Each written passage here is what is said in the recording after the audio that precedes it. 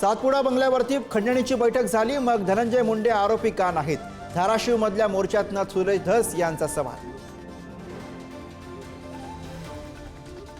सरपंच हत्येतील सर्व आरोपींवरती मकोका. बीड प्रकरणामध्ये एसआयटीची मोठी कारवाई. वाल्मिक कराडवरती मात्र अद्याप मकोका नाही. बीड खंडणी प्रकरणातील आरोपी वाल्मिक कराडचा मुलगा अडचणीत. सुशील कराडनं बंदूक दाखवत लुटल्याचा मॅनेजरच्या पत्नीचा आरोप. सोलापूर कोर्टामध्ये तक्रार.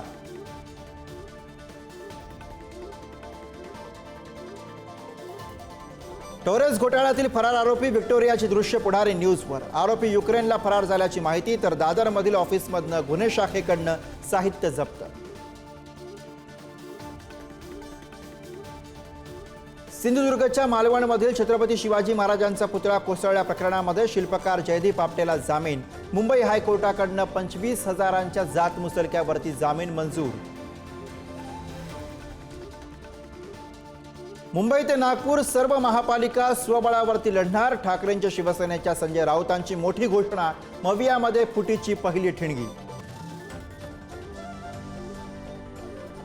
ठाकरेंची साथ सोडून अवघ्या 3 महिन्यात माजी आमदार राजन तेली घरवापसी करणार. बावनकुळेंच्या भेटीनंतर चर्चांना उधाण, तर विकास कामांसाठी भेट घेतल्याचं तेलींचं स्पष्टीकरण.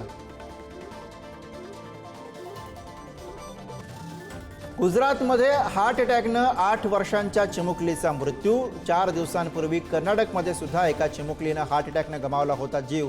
लहानग्यांना हार्ट अटॅकचा धोका वाढल्यानं चिंता व्यक्त.